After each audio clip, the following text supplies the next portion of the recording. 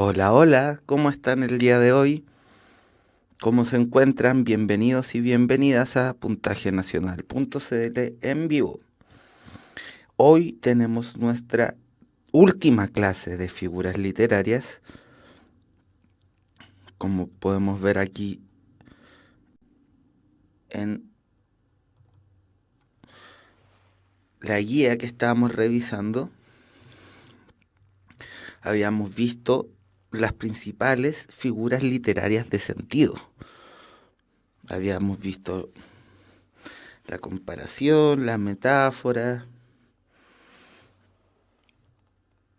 Habíamos visto la metonimia, la sinécdoque, la hipérbole, la paradoja, el oxímoron y la ironía. ¿Lo recuerdan? Entonces, hoy día nos toca terminar de ver este contenido que ya nos hemos demorado bastante en abordarlo, pero que sin embargo vale la pena que nos hayamos demorado, que nos hayamos tomado nuestro tiempo para que esto se entendiera. ¿Cómo están hoy desde donde nos están viendo? Mi intención es que hoy día empleemos el tiempo de la forma más productiva posible.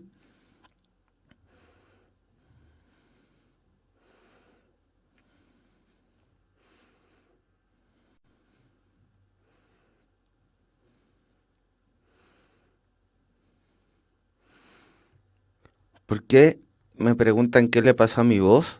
Es que estoy algo resfriado. Esta semana he tenido este virus desde la semana pasada, que ando con este virus que anda recorriendo por Santiago. Sí, pues yo antes ocupaba el pelo largo.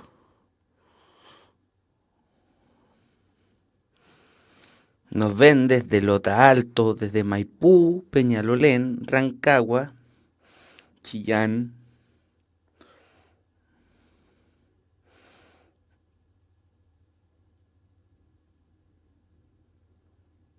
desde,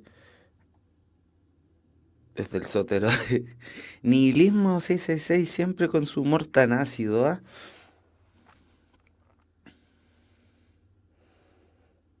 De Talca, de Perú, de Arequipa. ¿Me fui o no?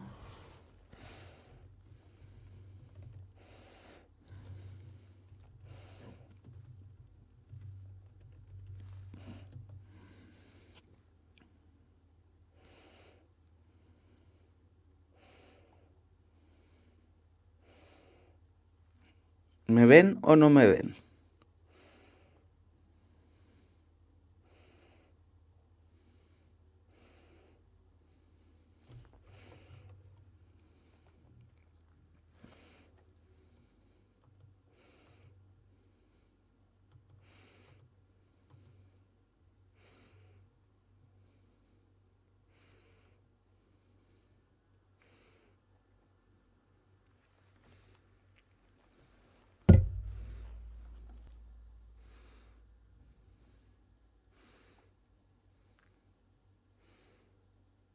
¿Me ven ahora? Díganme si me ven cuando me vean.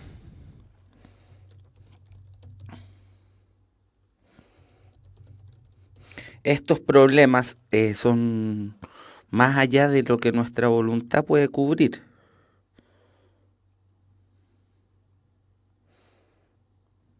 No ven nada.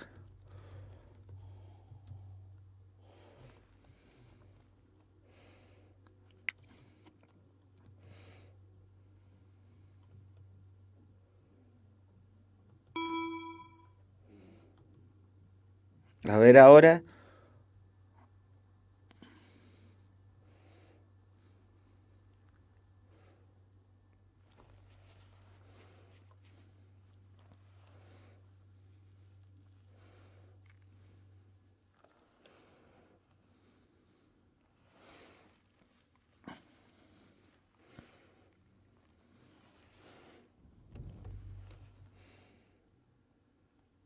A ver. Aprieten F5.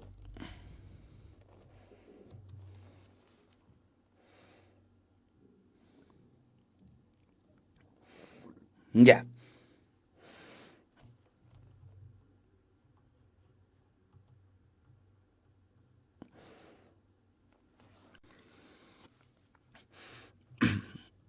Entonces, vámonos a ver de inmediato la lista de figuras literarias. Con F5 creo que pueden retomar la transmisión.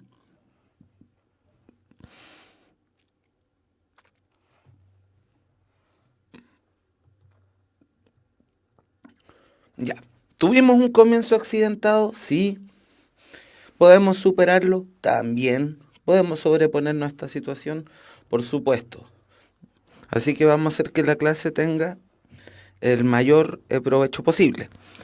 Ya, quedamos en el oxímoron, así que nos corresponde ver la ironía.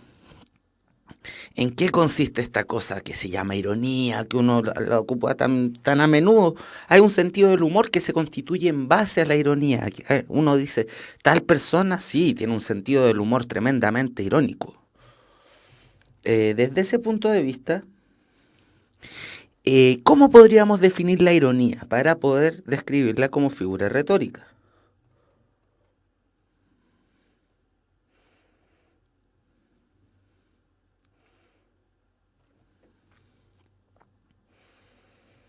¿Qué es lo que saben ustedes de la ironía? ¿Cómo podríamos decirla de manera más entendible para todos? Como sale en el texto que está en pantalla, es expresar lo opuesto de lo que se piensa. Y Nasa Aguilar, que no me encuentra particularmente bello, dice como ejemplo, tan lindo que es el profe. La ironía exactamente consiste en una expresión que significa lo contrario de lo que dice. Es por lo tanto un acto de habla indirecto. Lo que se dice no es lo que se está queriendo decir, sino todo lo contrario.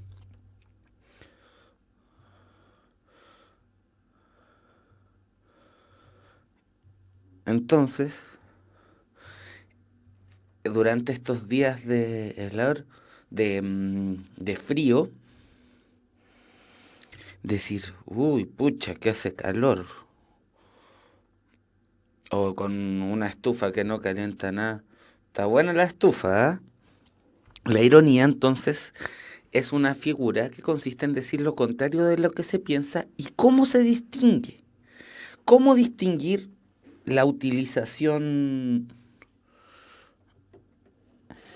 cómo distinguir la utilización irónica de la ironía, por decirlo de alguna manera, de estar hablando en serio? ¿Cómo reconocemos que algo es irónico?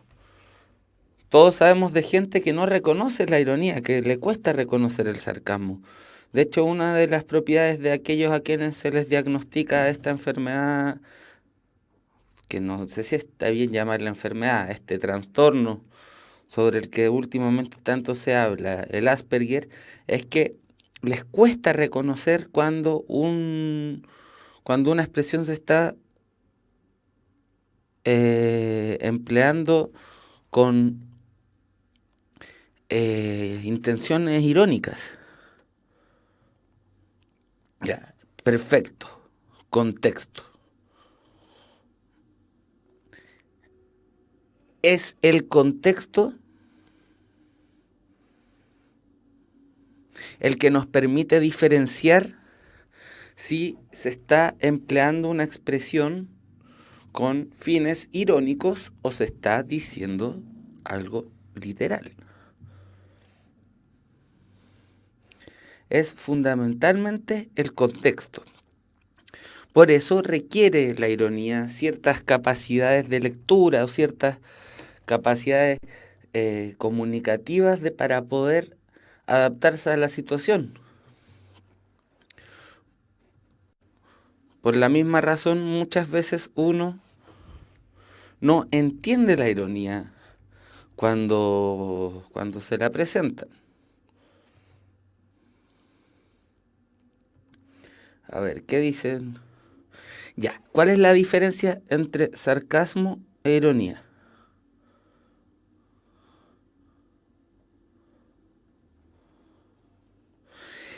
El sarcasmo es una ironía malintencionada. Me acuerdo que alguna vez leí en un diccionario que no era el de la RAE, ironía sangrienta. Voy a buscar en la RAE.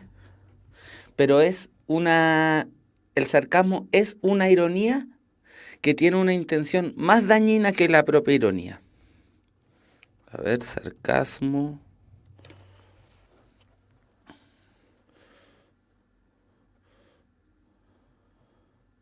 ¿Cómo no?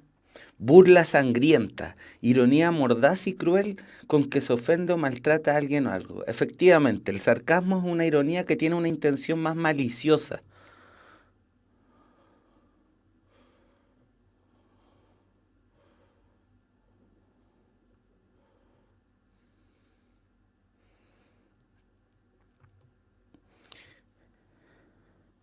Tiene una intención más maliciosa la ironía con respecto al sarcasmo. Con la maliciosidad no me refiero necesariamente a la maldad, me refiero a una intención que puede ser más hiriente, más traviesa, ¿cierto? Como dice Elifunk, el sarcasmo es más cruel que la ironía. El sarcasmo, digámoslo, es una ironía. Como la clase anterior dijimos que la sinécdoque es una metonimia, el sarcasmo es una ironía. Dentro de las ironías es una ironía que es más cruel, porque está malintencionada.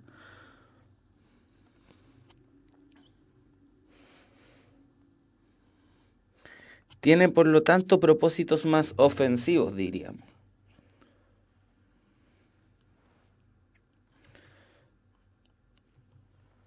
Luego, creo que hemos terminado ya de ver las figuras de sentido.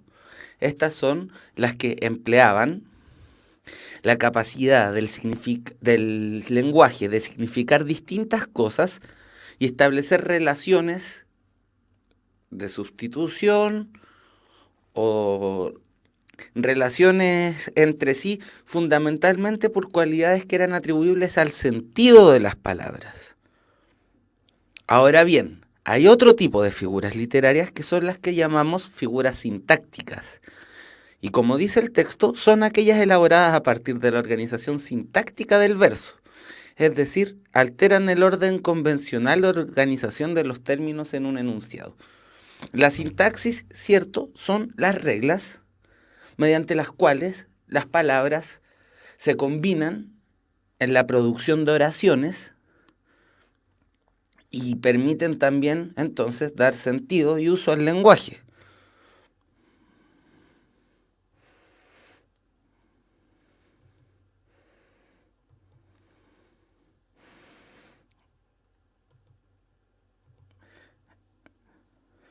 Las, la- las figuras sintácticas entonces son las que ponen en juego esta capacidad del lenguaje em, de ordenar las palabras, de darles roles, etcétera. Lo primero que tenemos es la aliteración. Esta, además de sintáctica, uno la puede agrupar dentro de las figuras literarias que uno llama fónicas o fonéticas, que tienen que ver con el sonido.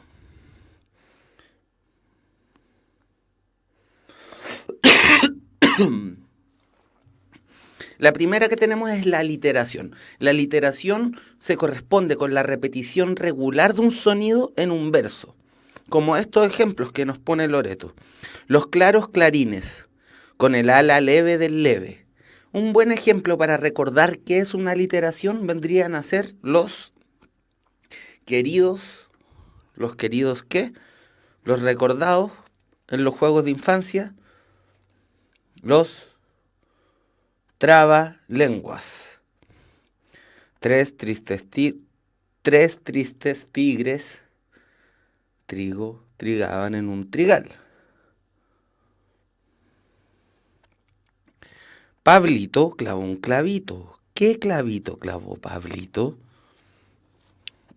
¿Cierto? Hay una repetición regular de consonantes. Las rocas rugen ante el ruido del mar. Rr, rr, rr. Se repite.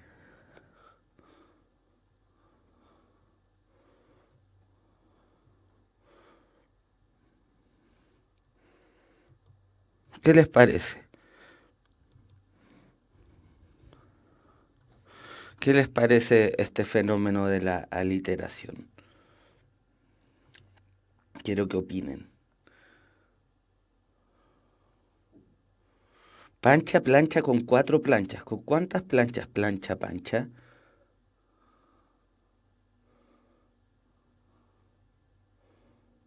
Ya.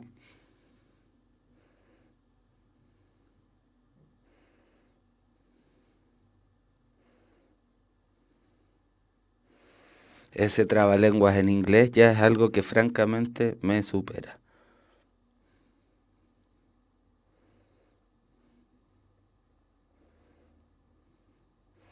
Oigan, se saben varios. Bueno, a esto se le dan fines poéticos. Luego tenemos el retruécano, que es la reiteración de una proposición en que se invierte el orden de los términos. Miren este ejemplo para que lo entiendan bien. Prefiero poner riquezas en mis pensamientos que mis pensamientos en las riquezas.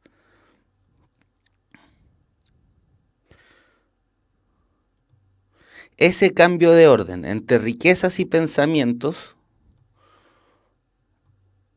cambia el sentido de forma completa.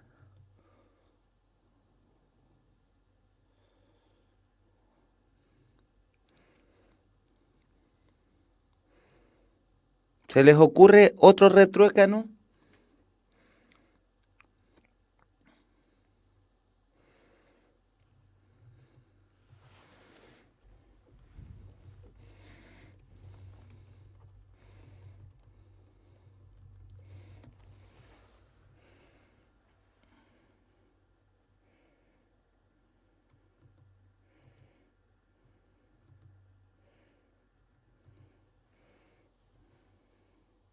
No es lo mismo perder un minuto de tu vida que tu vida en un minuto. Súper buena.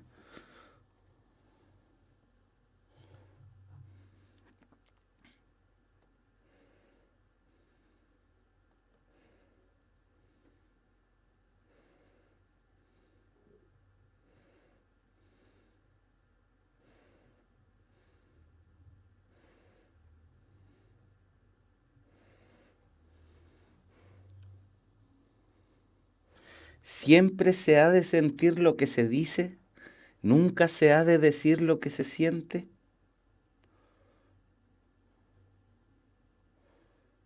Voy a prenderme fuego sin llamas, ahora que no me llamas ni para pedirme fuego. Tan buenos estos que encontré.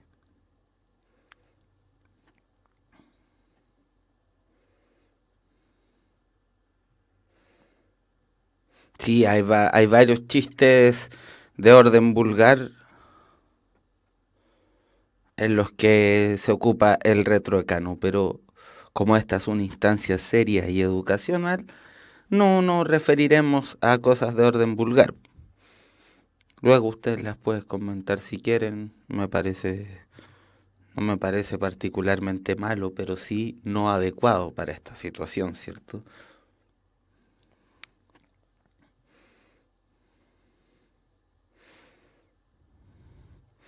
El epíteto. El epíteto es bueno. A mí me gusta el epíteto. El epíteto es un adjetivo que antepone el adjetivo al sustantivo, pero además suele tener una característica, designar una característica que ya era propia del sustantivo que estábamos designando.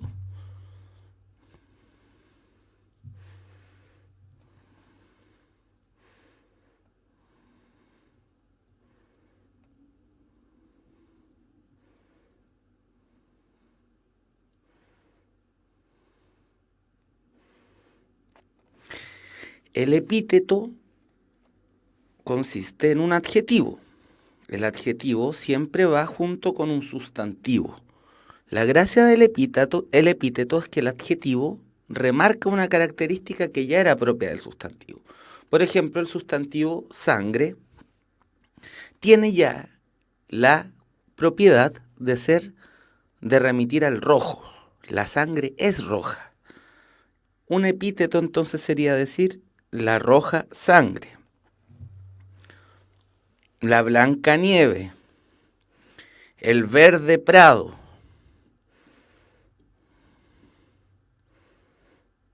El, el epíteto entonces es un adjetivo.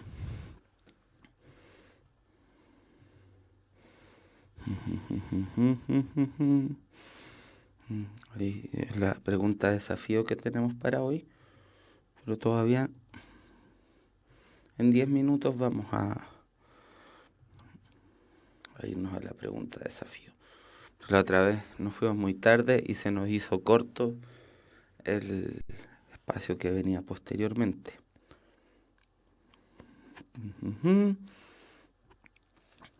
Entonces, las figuras literarias, como ya hemos visto, lo que hacen es profundizar nuestras capacidades comunicativas.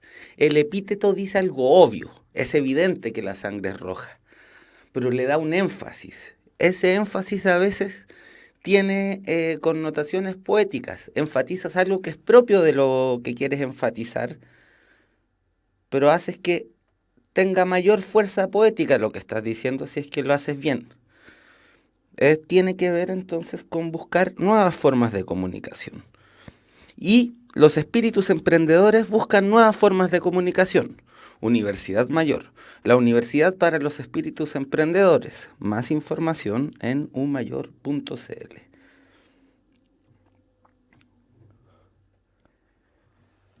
Luego del epíteto, a ver cómo se las ven con esta pregunta de Emre. Está medio obvio, pero igual.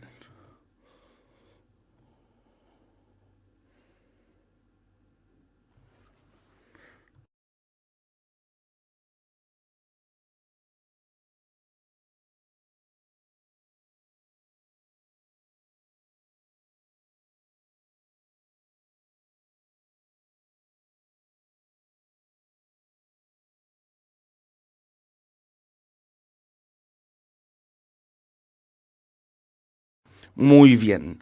Es epíteto, por cierto, el verde prado. Si pensamos que un prado bien cuidado conserva el color verde, es el verde prado. Si no se vuelve maleza, y bueno, la maleza tiene otros colores, pero imaginémonos que el prado ha sido regado, que hay una persona a la que le importa cuidarlo, no sé. Ya, súper bien. No, no es apetito. Apetito es lo que tengo yo cuando termina la clase. Epíteto es.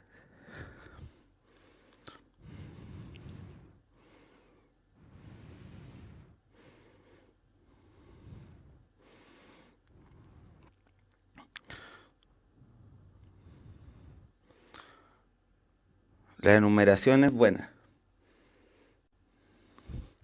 La enumeración consiste simplemente en dar una lista de cosas. En tierra, en humo, en polvo, en sombra, en nada. La enumeración es caótica, recuerden esto.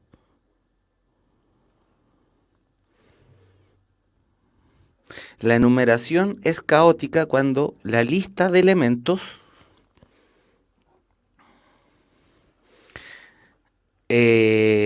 no tiene que ver entre sí. Esa es una técnica narrativa contemporánea. El, el banco, la paloma, el río, la oscuridad, la incertidumbre, los teoremas, la teoría del panteísmo de Spinoza. Esas cosas no tienen que ver.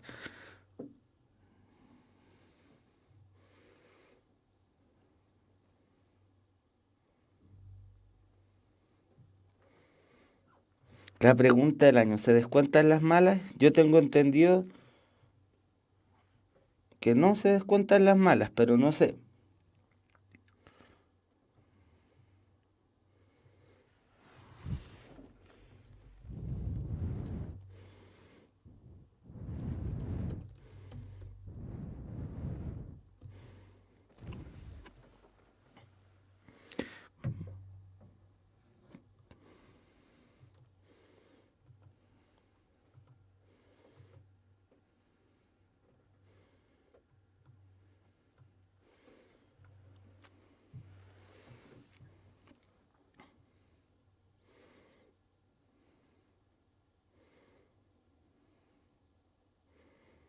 ¿Me ven?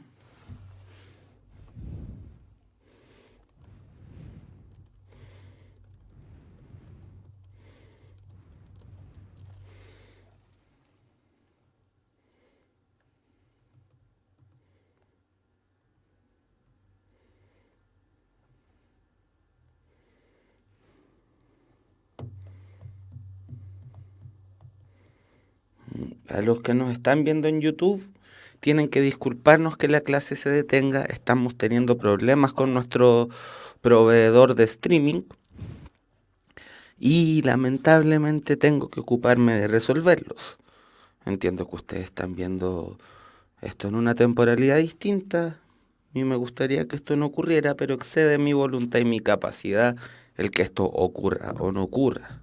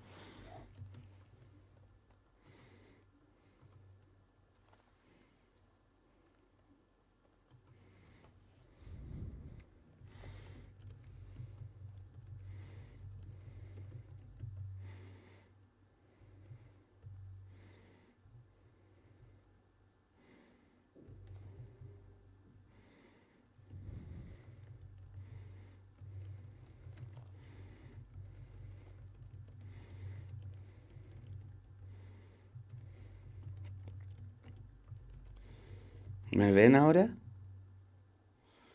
¿Me ven?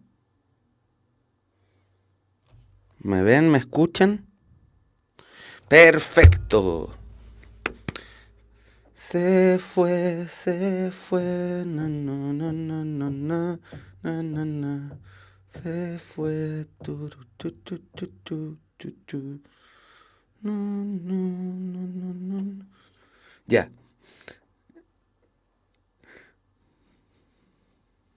perfecto.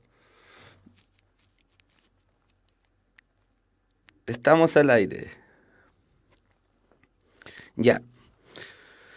Vamos a ver la enumeración, que es lo que nos quedamos.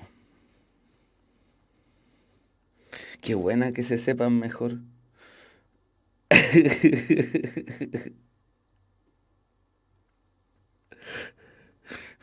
Mientras ustedes decían se fue, yo solo podía pensar en la canción de Laura Pausini.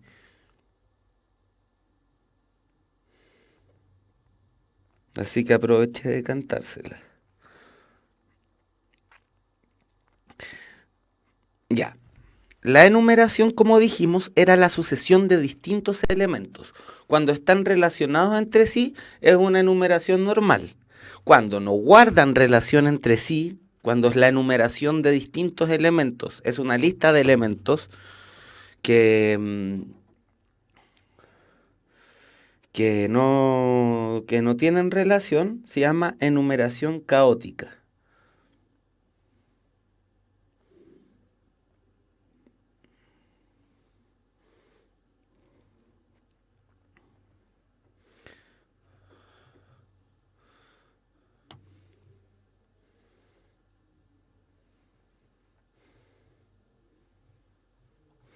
Miren,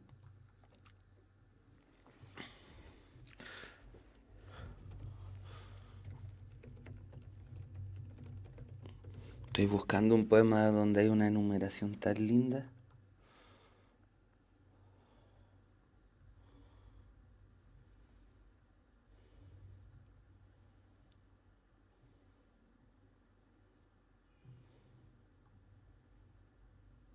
Este, de San Juan de la Cruz. Para su conocimiento general, San Juan de la Cruz es un poeta que corresponde más o menos al periodo del Renacimiento español, a los llamados siglos de oro o el siglo de oro, el siglo XVI, aquí aparecen los años. Entonces, miren, en este poema San Juan de la Cruz, que era un cura y era un poeta místico, buscaba la conexión con Dios. Entonces el poema se trata de la unión de la esposa con el esposo. En el poema, la esposa representa el alma y el esposo representa a Dios. Entonces tiene muchas enumeraciones. Primero es como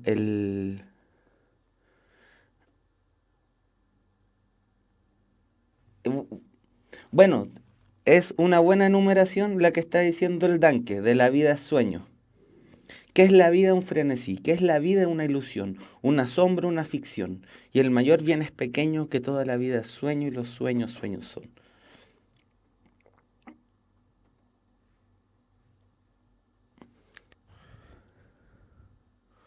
Me gusta esta parte que dice, buscando mis amores, iré por esos montes y riberas.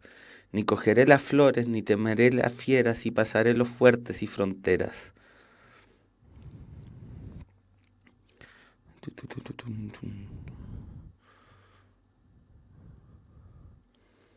Me encanta este poema. Esta parte. Miren, esta numeración es bellísima. Se le manifiesta al esposo, a la esposa que lo anda buscando. La esposa es el alma humana, de todos los seres humanos, recuerden. El esposo en San Juan de la Cruz es Dios. Entonces Dios le dice, vuélvete paloma, que el ciervo vulnerado por el otero asoma, al aire de tu vuelo y fresco toma. Y la esposa se vuelve hacia Dios y le empieza a dar cuenta de su reacción. Pues. Entonces empieza, mi amado las montañas, los valles solitarios nemorosos, las ínsulas extrañas, los ríos sonorosos, el silbo de los aires amorosos, la noche sosegada, en par de los levantes de la aurora, la música callada, la soledad sonora, la cena que recrea y enamora, nuestro lecho florido de cuevas de leones enlazado, en púrpura tendido, de paz edificado, de 1000 escudos de oro coronado. Hermosísimo. Me encanta esta enumeración. Bueno, y ahí tenemos una enumeración. Hay quienes dicen que ese es uno, críticos que piensan que es una de las primeras enumeraciones caóticas en la historia de la literatura.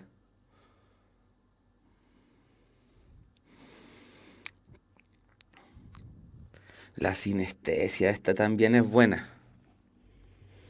La sinestesia. Primero, vayámonos a la palabra estesia. La palabra estesia, o sea, no existe esa palabra. Sinestesia viene de aiestesis.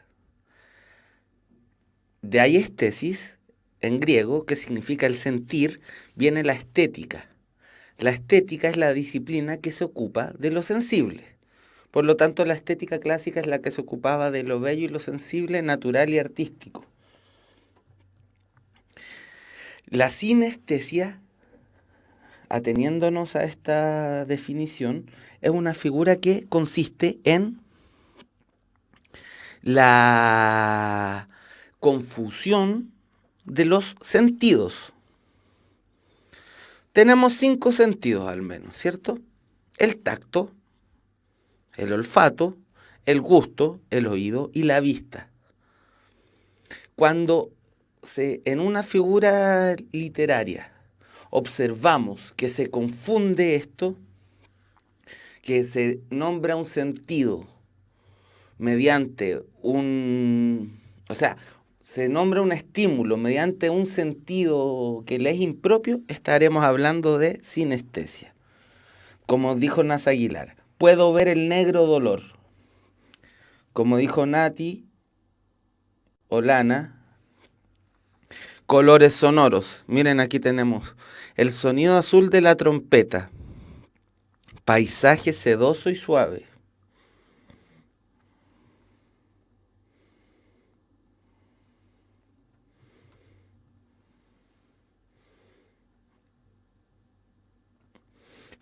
Este de Quevedo, miren.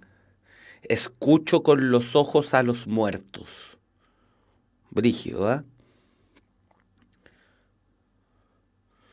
Este de Lope de Vega. Dos cosas despertaron mis antojos, extranjeras no al alma, a los sentidos. Marino, gran pintor de los oídos, y Rubens, gran poeta de los ojos.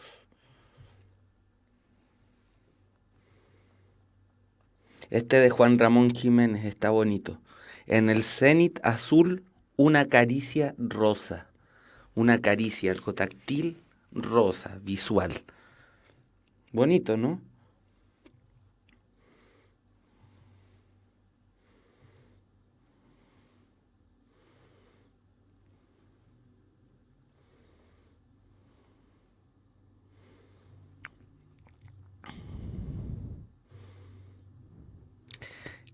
La anáfora. La anáfora y nos vamos a nuestro break.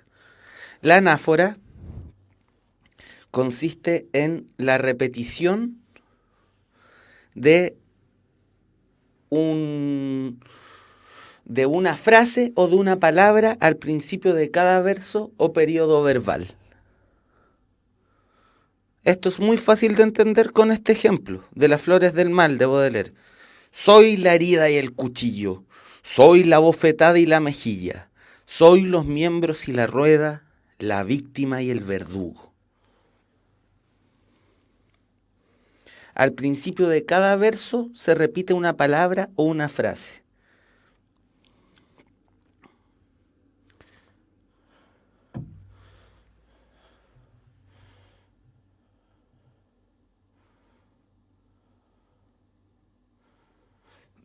Suele ser al principio, sí, es el principio, señor detective salvaje.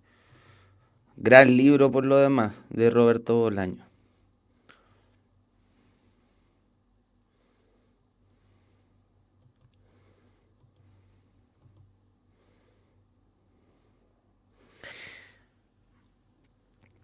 Ese de Altazor de los Molinos, busquémoslo.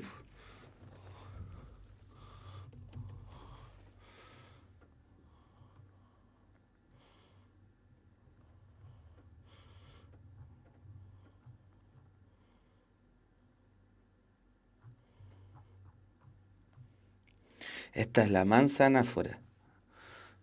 ¿Quién la mencionó?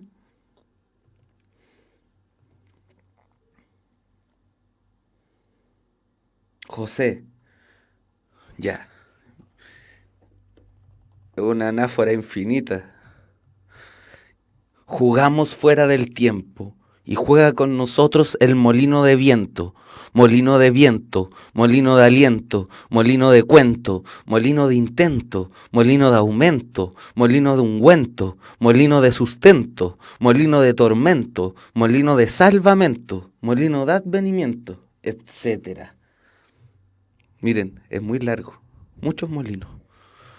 Molino con desfallecimiento, molino para aposento, molino como instrumento, molino a barlovento, molino sangriento, molino violento, molino opulento, molino pulento. Sería bueno que Huidobro dijera molino opulento, pero creo que la palabra pulento todavía no se ocupa en tiempos de Huidobro. Me parece estupendo.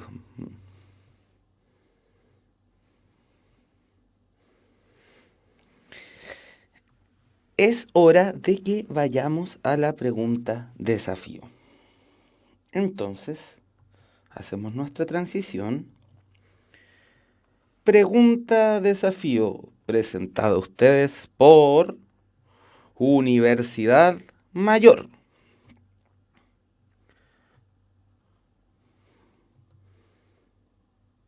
Ahí sí. Nos vemos.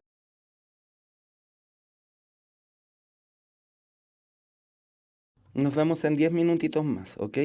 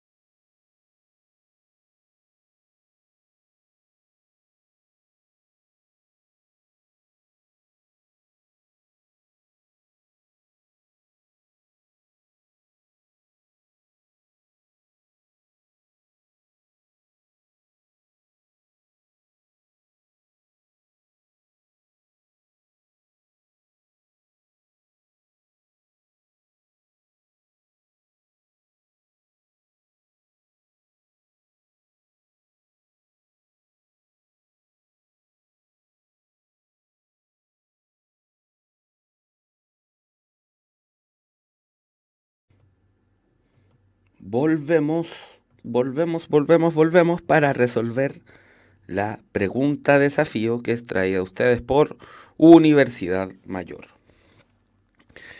Los elefantes africanos. 1. Grandes cantidades de estos animales son llevados a reservas y parques nacionales en África para su protección. 2. El comercio de marfil y la cacería indiscriminada han devastado poblaciones enteras de estos animales. 3. Son los mamíferos terrestres más grandes del mundo y tienen el periodo más largo de gestación. 4. Los machos llevan una vida solitaria cuando son adultos. Viven solos en pequeños grupos. Pobrecitos. Su sociedad gira alrededor de las hembras, que viven con sus crías a las que amamantan por más de 3 años. Son bien mamones estos elefantes. Entonces, ¿cuál es el ordenamiento que hay que hacer? El título es Los elefantes africanos. Sabemos que de eso nos va a hablar este plan de redacción. ¿Cuál es el enunciado más general sobre los elefantes africanos? Por supuesto, es el enunciado número 3. Son los mamíferos terrestres más grandes del mundo y tienen el periodo más largo de gestación. Luego, nos habla de el comportamiento social o gregario que tienen estos animales. Gira alrededor de las hembras que viven con sus crías las que amamantan por más de 3 años. Entonces uno se pregunta, ¿y qué pasa con los machos? Los machos llevan una vida solitaria cuando son adultos. Viven solos en pequeños grupos. Luego se nos da cierta información adicional. El comercio de marfil y la cacería indiscriminada han devastado poblaciones enteras de estos animales. Y eso plantea un problema, al cual el enunciado 1 le da solución. Grandes cantidades de estos animales son llevados a reservas y parques nacionales en África para su protección.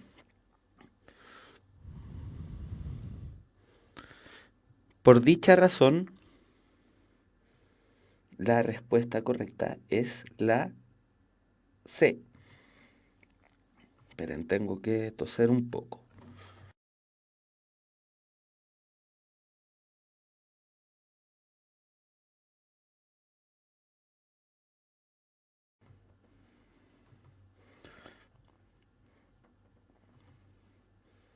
Como ya les dije, he estado algo resfriado últimamente y tengo tos que no es enteramente controlable en todos los instantes. Lo que se vuelve bien molesto a la hora de hacer clases, les diré. Seguimos con las figuras literarias, quedamos en la anáfora. Ahora tenemos la asíndeton. O el asíndeton. ¿Saben qué? Ahí no sé en verdad cómo es. Si es el asíndeton o la asíndeton. Debe ser él, como el agua, por una cuestión de cacofonía. Pero no sé si es masculino o femenino. Qué misterio. Bueno, el asíndeton es fundamentalmente quitar el conector y cuando tiene que ir. Si yo digo, voy a estar de cumpleaños, voy a tener gorros, piñatas y tortas. Asíndeton es que diga, voy a estar de cumpleaños y voy a tener gorros, piñatas, tortas. ¿Qué otro ejemplo? Hoy día, luego de hacer la clase, voy a salir con mis amigos Juan, María José y Supertaldo. En vez de eso digo, voy a salir con mis amigos Juan, María José, Supertaldo.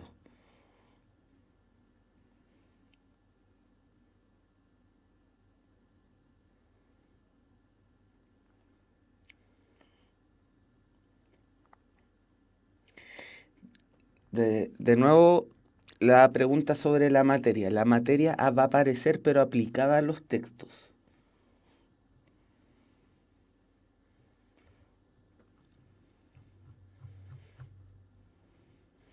Sí, hoy día me voy a juntar con Super Taldo, estoy muy contento por eso. Lo ubiqué en Facebook y lo invité a salir y me dijo que sí, tiene muy buena disposición. Parece ser una persona muy sociable. Ven, entonces el asindetón consiste en esta figura literaria en la que omitimos el conector y.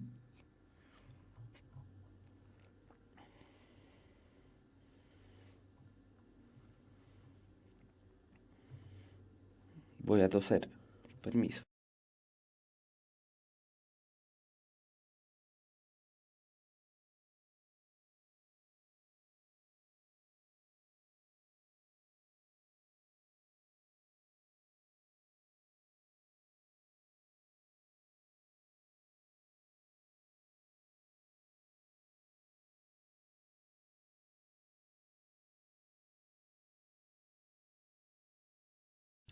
A diferencia de lo del asíndeton que vimos anteriormente, tenemos el polisíndeton, que es poner muchas i, incluso donde no deben ir las i. Entonces, como dice aquí, hay un palacio y un río y un lago y un puente viejo. Se colocan muchas i donde no van i.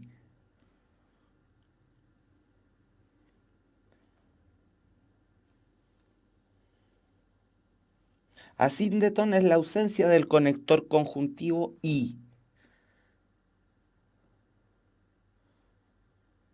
Luego, el polisíndeton es el que vayan y el conector conjuntivo y donde no tiene que ir, como aquí. Hay un palacio y un río y un lago y un puente viejo.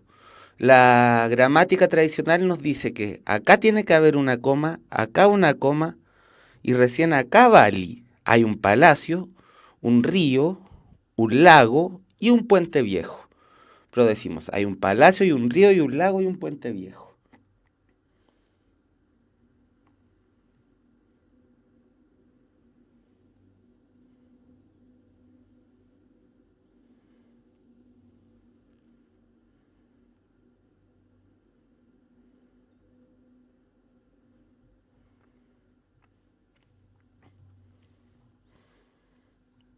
Más todos.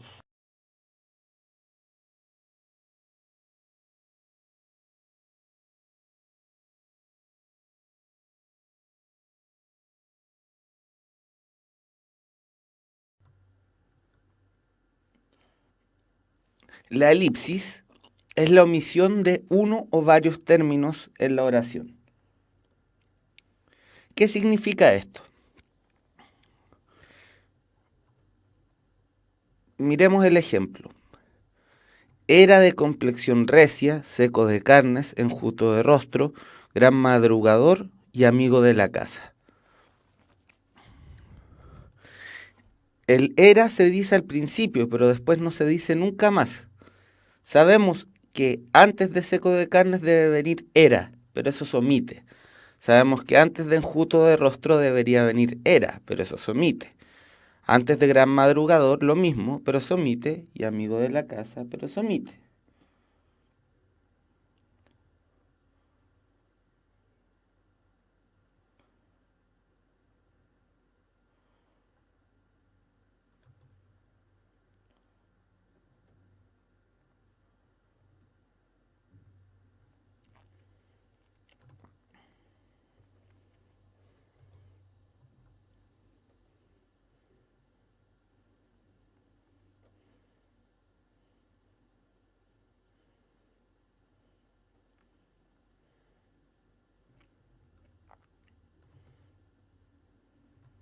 Tos.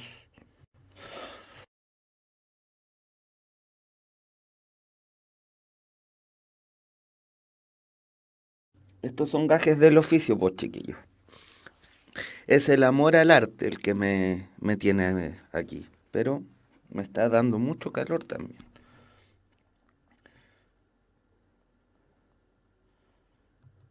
Ya. El hiperbatón. El gran y querido hiperbatón.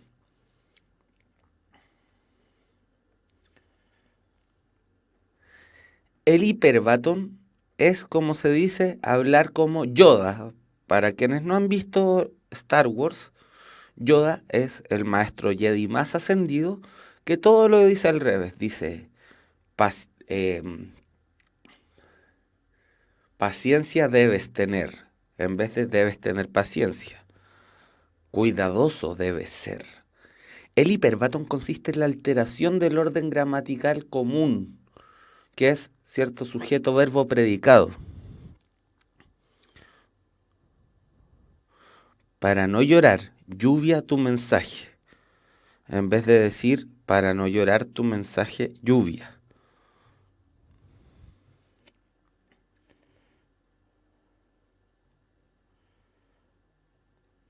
Siempre se confunden entre hiperbatón y hipérbole, es algo común. Hiperbatón a veces uno cree que es la exageración,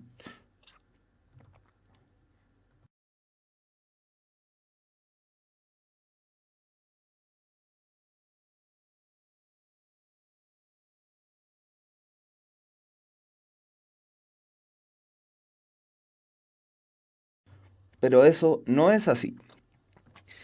Uno a veces cree que hiperbatón es la exageración porque la palabra batón es como una palabra más grande.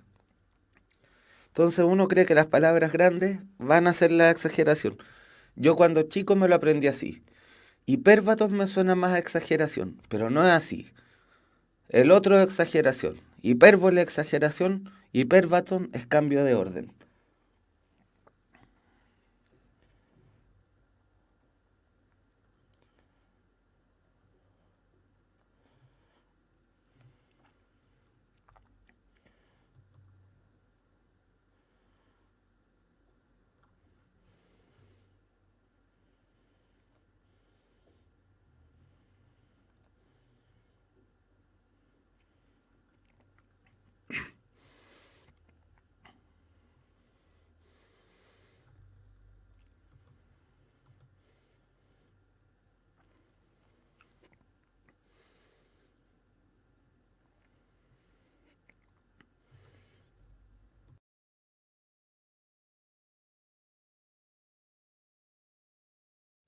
Ahí.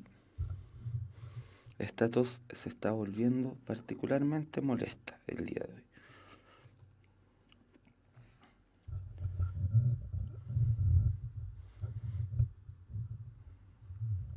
Oscura llegó la noche, qué bonito. Qué bonito J. Potter. J. J. Potter. Ya. El pleonasmo es una redundancia. ¿Qué es una redundancia?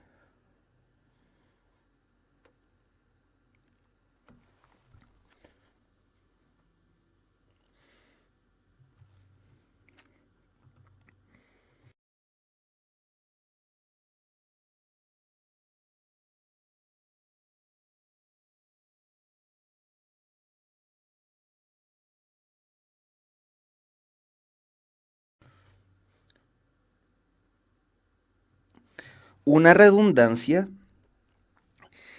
es la repetición de información que ya ha sido dada. Una repetición de información innecesaria. Temprano madrugó la madrugada. Eso es un pleonasmo. Pero también podríamos decir, entra para adentro, sube para arriba, baja para abajo, sale para afuera. Salir implica que hay una afuera al cual se sale, ¿cierto?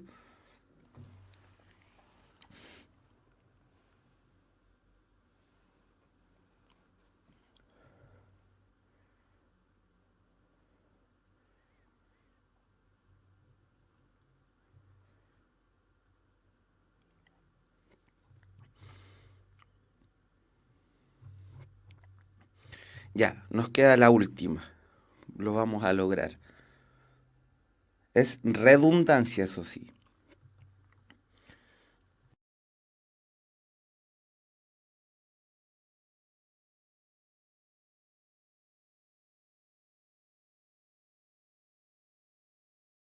¿Saben por qué me dio ataque de tos? Porque este estudio es muy húmedo y esta humedad me intensifica las reacciones asmáticas naturales que tengo.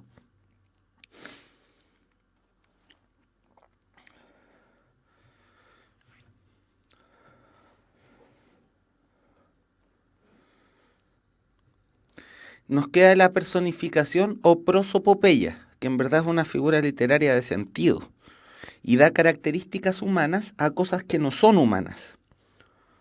La luna piensa, el viento canta, el amor es ciego, el cuchillo lloró su pena con la cebolla. Cuando niño fui asmático y me quedó ese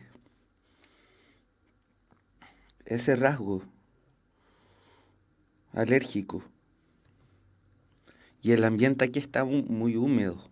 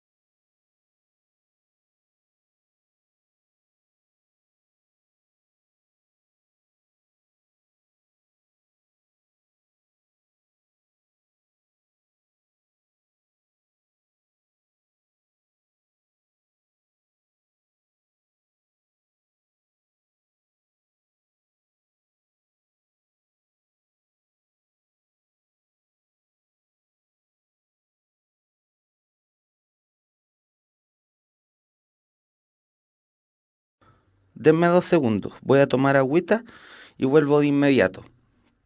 Y vamos a ver estas cosas con un poema de Huidobro.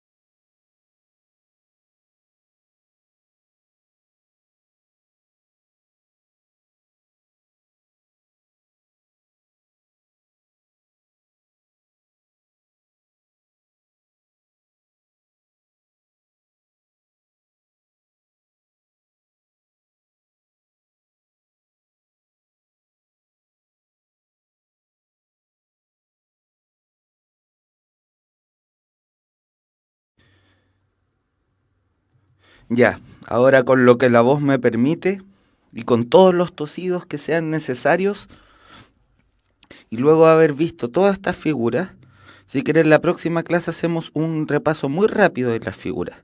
Pero yo quiero terminar las clases de figuras literarias leyendo un poema. Primero lo voy a leer y vamos a ver, vayan ustedes fijándose qué figuras literarias hay.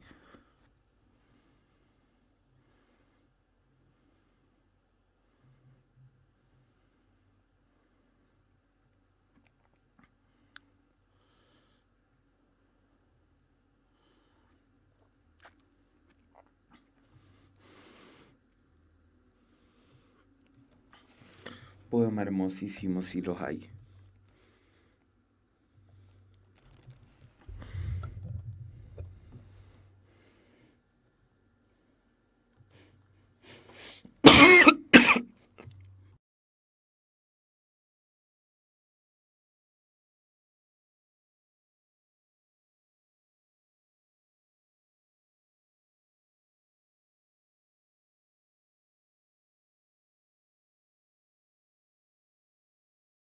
Monumento al mar. Paz sobre la constelación cantante de las aguas, entrechocadas como los hombros de la multitud. Paz en el mar a las olas de buena voluntad. Paz sobre la lápida de los naufragios. Paz sobre los tambores del orgullo y las pupilas tenebrosas. Y si yo soy el traductor de las olas, paz también sobre mí. He aquí el molde lleno de trizaduras del destino, el molde de la venganza, con sus frases iracundas despegándose de los labios. He aquí el molde lleno de gracia, cuando eres dulce y estás allí hipnotizado por las estrellas. He aquí la muerte inagotable desde el principio del mundo, porque un día nadie se paseará por el tiempo, nadie a lo largo del tiempo empedrado de planetas difuntos. Este es el mar con sus olas propias, con sus propios sentidos, el mar tratando de romper sus cadenas, queriendo imitar la eternidad, queriendo ser pulmón o neblina de pájaros en pena, o el jardín de los astros que pesan en el cielo, sobre las tinieblas que arrastramos, o que acaso nos arrastran, cuando vuelan de repente todas las palomas de la luna, y se hace más oscuro que las encrucijadas de la muerte.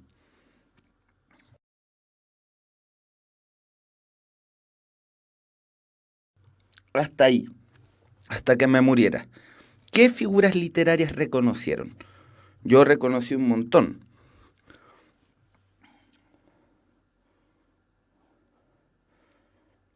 Miren, la constelación cantante de las aguas.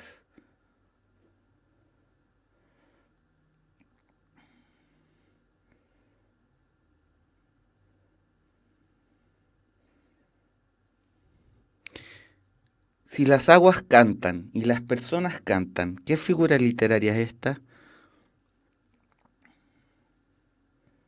Personificación. Ya. Es aquí, entrechocadas como los hombros de la multitud.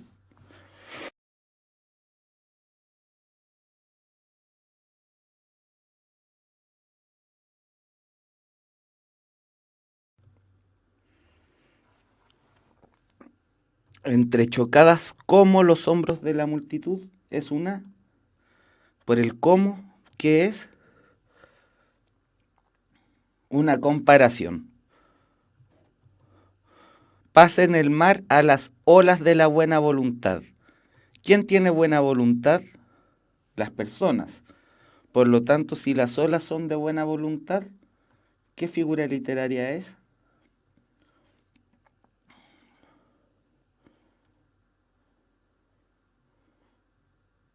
Personificación. Y aquí en estas tres paz.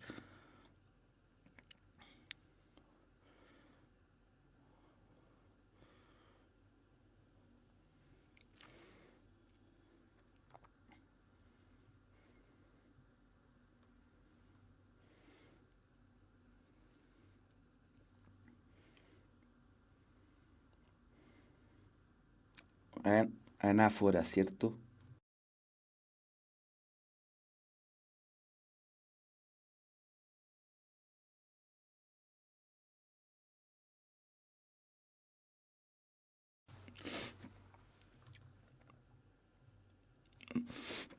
Miren acá, esta personificación es hermosa, porque le atribuye deseo al mar, deseo de eternidad. Dice, este es el mar con sus olas propias, con sus propios sentidos. El mar tiene sentidos, fíjense. El mar tratando de romper sus cadenas, es decir, el mar quiere liberarse, queriendo imitar la eternidad, queriendo ser pulmón o neblina o de pájaros de pena, o el jardín de los astros que pesan en el cielo sobre las tinieblas que arrastramos o que acaso nos arrastran, cuando vuelan de repente todas las palomas de la luna y se hace más oscuro que las encrucijadas de la muerte. Es, es un mar con deseo.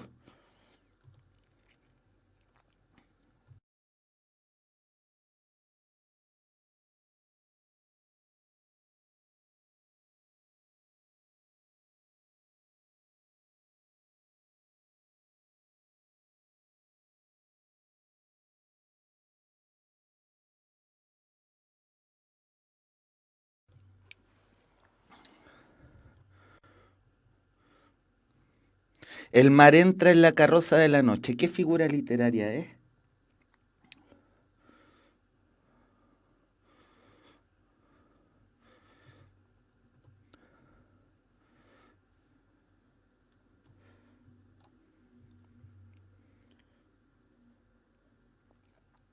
Si la noche se ve como una carroza,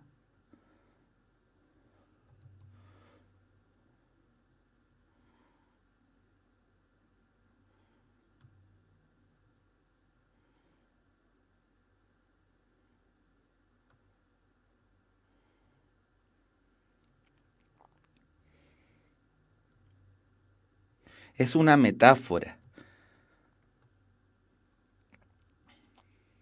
La noche como algo en lo que se entra.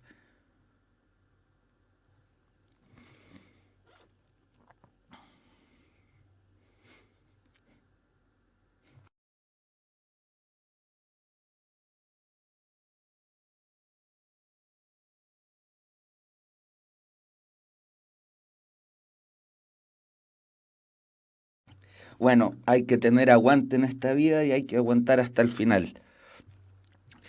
Así son los espíritus emprendedores.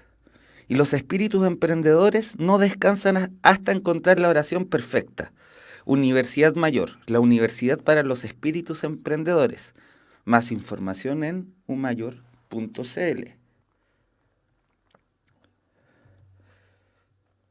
Ya chicos y chicas, han llegado a las 8. Este ambiente húmedo me está haciendo claramente mal. He aguantado hasta la hora, vimos todas las figuras literarias. La próxima clase haremos un repaso breve. Yo ahora me despediré y seguiré sus recetas médicas. Que les vaya muy bien. Nos vemos.